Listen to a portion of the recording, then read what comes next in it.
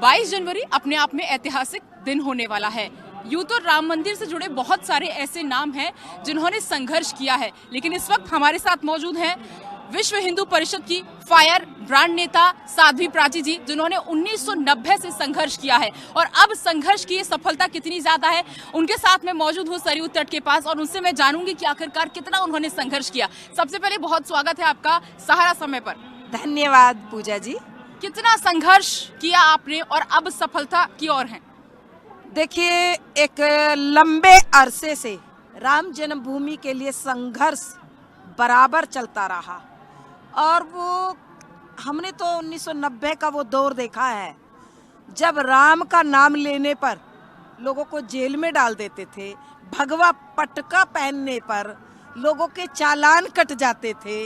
हमने वो दौर देखा है जब राम जन्मभूमि के लिए रथ यात्रा निकालते थे तो लोग पत्थर फेंकते थे, बहुत सारे मुकदमे हो जाते थे। हमने वो दौर देखा है, उस दौर से हम गुजरे हैं। लेकिन आज की जो सफलता है वो मैं शब्दों में बयान नहीं कर सकती। वास्तव में 6 दिसंबर का वो मंजर 4.5 घंटे का वो जो ढांचे को ध्वस्त करने के जो पल थे, क्योंकि मैं चश्मदीद गवा रही हूँ पूजा, और मैंने देखा है 6 दिसंबर में लाखों कार्यकर्ता, लाखों कार सेवक, राम सेवक अयोध्या में उमड़ पड़े थे। और उस दौर में क्योंकि कल्याण सिंह जी की सरकार थी तो उस समय कहा था कि हम रामलला हम आएंगे, संकल्प लिया था, मंदिर यही बनाएंगे और अब मंदिर बन रहा है। हाँ।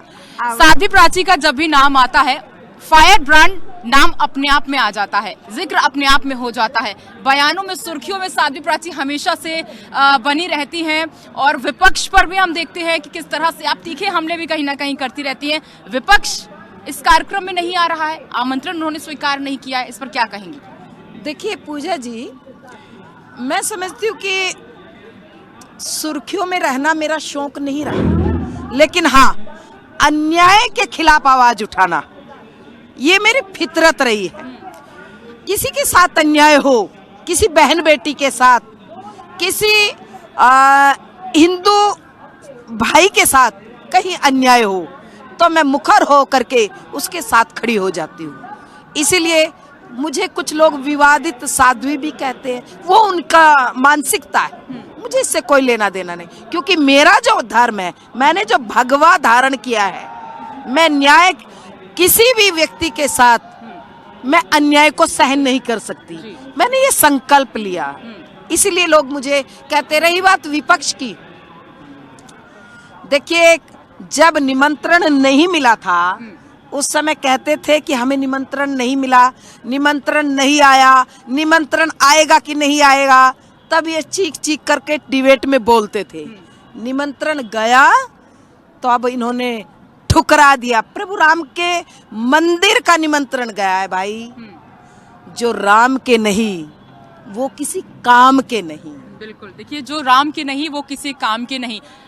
मंदिर तो बन रहा है, रामलला विराजमान हो रहे हैं, लेकिन अभी कह सकते हैं कि काशी मथुरा बाकी है। भारतीय जनता पार्टी या संघ से जुड़े लोग लगातार यही कह रहे हैं, उस पर क्या कहेंगे? बिल्कुल निश्चित रूप से हमने कोर्ट की लड़ाई, राम मंदिर की लड़ाई लड़ी है, अब हम श्री कृष्ण जन्मभूमि की लड़ाई भी लड़ेंगे और काशी जी की भी लड़ेंगे। आपको लगता है राम मंदिर का जो असर होगा वो 2024 लोकसभा पर भारतीय जनता पार्टी पर डालेगा पॉजिटिव असर?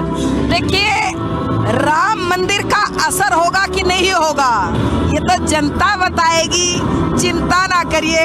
2024 में आपके चैनल पर कह रही हूँ, निश्चित रूप से भारतीय जनता पार्टी की सरकार बनेगी, मोदी जी को सेहरा बनेगा।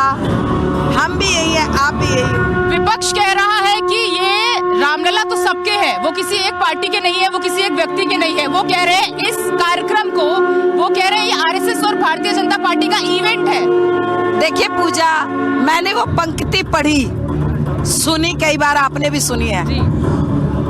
लोगों का काम है कहना, कुछ तो लोग कहेंगे, इनके पास कोई मुद्दा नहीं है, कहने के लिए कुछ बचा ही नहीं है। अरे कम से कम अपना प्रायश्चित करने के लिए आ जाते राम मंदिर के उद्घाटन पर। कोई बात नहीं, क्योंकि राम जी का काम है और राम जी के काम में जग जीवन ललाम, हमने अपना जीवन दिया, इसलिए हमें कोई परवाह नहीं। बिल्कुल, तो देखिए ये है फायर ब्रांड नेता साध्वी प्राची, जो कि 1990 राम मंदिर आंदोलन से संघर्ष करती आई हैं और अब इनका साफ तौर से कहीं ना कहीं ये झुकाव भी हम राजनीतिक पार्टी में देख रहे हैं कि भारतीय जनता पार्टी अच्छे वोटों के साथ 2024 लोकसभा चुनाव में जीतेगी। सरयू तट से कैमरामैन नवीन के साथ मैं पूजा शर्मा।